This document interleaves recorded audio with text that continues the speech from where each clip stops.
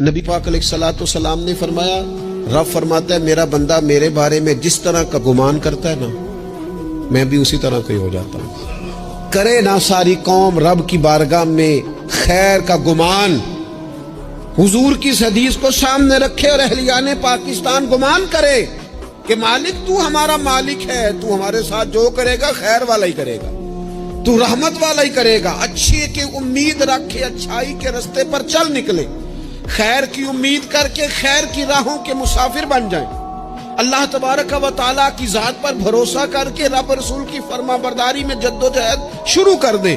حضور فرماتے ہیں، رب فرماتا ہے بندہ میرے ساتھ جس طرح کا گمان کرتا ہے میں بھی اس کے ساتھ اسی طرح کا معاملہ کرتا ہوں۔